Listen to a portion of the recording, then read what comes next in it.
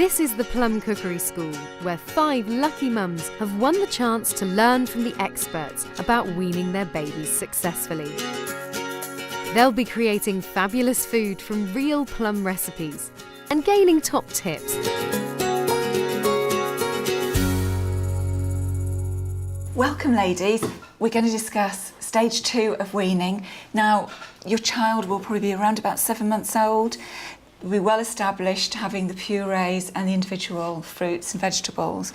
So now you've got to start giving them slightly thicker purees. Still no lumps because they can still choke on lumps. But you can start introducing protein food. So well-cooked eggs, you've got to make sure they're well-cooked, even the yolks. And cheeses, fromage frais, yogurts, things like that. Cooked fish and chicken, beef, lamb, all that those kind of protein foods. Cow's milk should not be given to babies who are under 1. They still need the formula milk or the breast milk, but cow's milk products, so things like your yogurts and your fraise and cheese, are fine. Just leave the milk until they're over 1.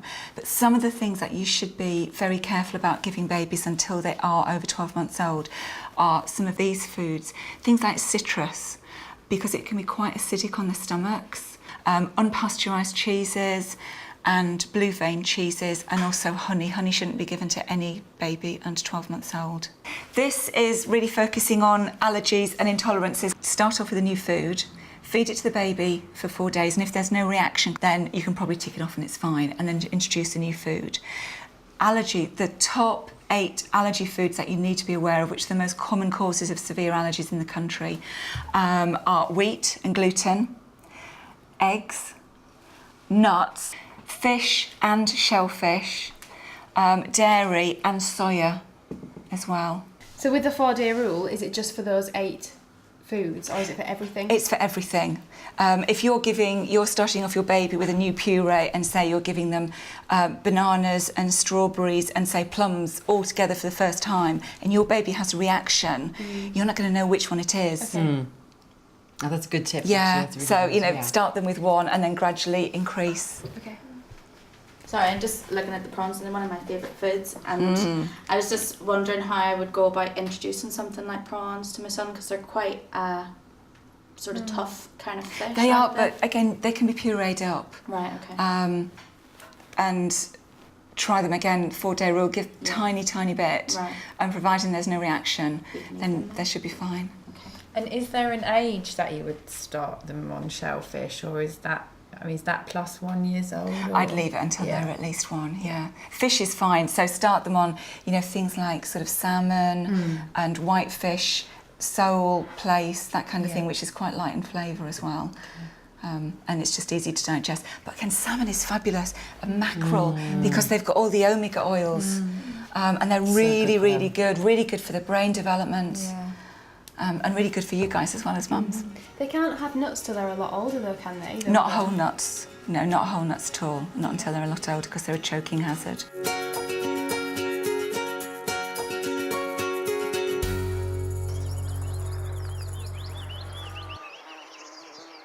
So this is the minted peas with lamb recipe, and you'll see lots of ingredients in front of you that you might get to enjoy for Sunday lunch or something. I'm using mint. It's the main herb, but I'm also introducing another fresh herb, which is rosemary. Mint and rosemary both go really well with lamb, but rosemary is quite strong, so we're just going to use a little bit of it. But I'm using mint and rosemary, I'm using onions and leeks, and these are going to add some extra flavour, extra seasoning, not needing salt.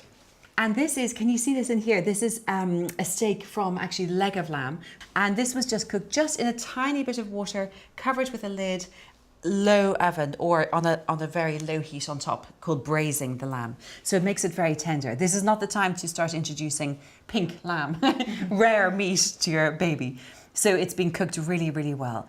And I've got some quinoa in here. Actually, Plum Baby use quinoa quite a lot. Quinoa is great for them, and also it adds a little bit of, it gives them longer satisfaction, I think. After they've eaten it, they'll be hungry less.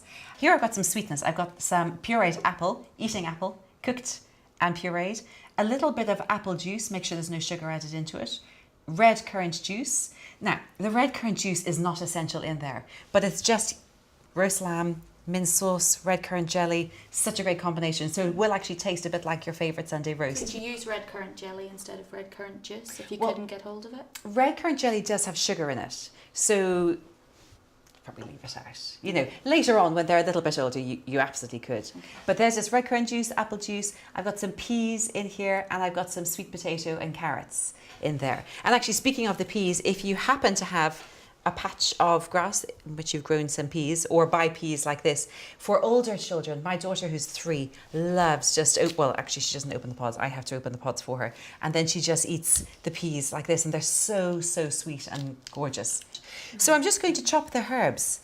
So mint is so good for digestion. You know how we all love to drink some mint tea at the end of the meal. And a little bit of rosemary, which has got so many health benefits too. But it is a natural antibacterial and also an antifungus. Actually, it's very good. So just a tiny bit of rosemary. And I probably won't even use all of this, actually. You don't want to overdo it. So just a tiny bit of rosemary, maybe for the first time, tiny bit of mint, and chop up the herbs. Actually, just hold on one second. So there are the herbs going in, and then some onions. The onions have been chopped and cooked, so a little bit of...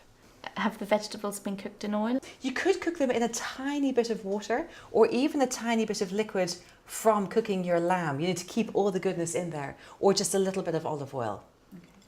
I've got the lamb, that's been whizzed up a little bit already, say about that much. Carrots and sweet potato, yum, just to add a little bit of body to the whole dish and extra natural sweetness. Peas, of course, lamb, peas and mint, great combination. Oh, a few peas in there would be good. A little bit of quinoa there. This is actually red and white quinoa cooked. Quinoa flakes can also be used as well. Tiny bit of red currant juice. A little bit of apple juice. A little bit of apple puree. And then basically just whiz it all up. I'm just going to magic in a bit more red currant juice. Okay, so that's it. All whizzed up. Or if you don't have time to do all that, that all does come in the pouch. Would you like a taste? That's really tasty. It's really nice. It's nicer than I expected it to be. Yeah. The mint is just quite fresh, isn't it? But it's not dominating it The at all. sweetness of the apple really brings out the flavour of the lamb. I think it does. Okay, well that's that. That's one recipe. Now Beverly's going to show us another recipe that is not only fantastic for baby, but good for everyone else in the family too.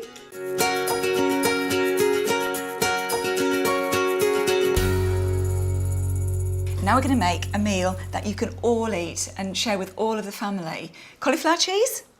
Yeah? But with a difference, because this time instead of using cow's milk, which isn't suitable for babies under 12 months old, we're going to use formula.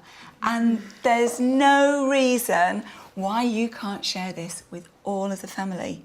Pre-cook your cauliflower, some lovely raw cauliflower, but pre-cook it, steam it for about 10 minutes until it's a little bit al dente, and then make the roux up. So melt your butter first, 25 grams of butter, 25 grams of flour, and half a pint of formula milk. There's no reason why you can't use breast milk. The one thing you've got to be careful of when you make a roux is to make sure that you cook the flour for a good minute or two. If you don't, your sauce will taste starchy, and it's the starch in the flour that you've got to cook. So the flour goes in, and then just keep mixing that together and stirring. You can start adding the milk, and again, a little bit at a time. I'm going to swap over and use my whisk, because that is the one way of guaranteeing it's going to get rid of the lumps. So this is the consistency we're looking for. It should be quite thick, but still movable. This needs to come to the boil. As it comes to the boil, it will thicken. Take it off the boil and add your cheese. Becky, could you cut open my sweet potatoes, please? That's just coming up to the boil. Keep stirring. So all we're going to do now, the sauce is ready. We're going to pour that over the cauliflower, sprinkle it with a little bit of cheese and put it onto a hot grill just for a few minutes until it browns. Cauliflower cheese, ladies. Then you can either puree this or if they're a wee bit older, you can mash in. I think I've realised that cooking for the whole family and weaning isn't as difficult as I thought it was. Something as simple as the cauliflower cheese we can all have together, and so weaning can be fun and simple. It's been really good. Really enjoyed the recipe for the minted lamb. Going to be really interested in the next stage, trying new recipes, finding out new things that I can add to her meals that she has at the moment.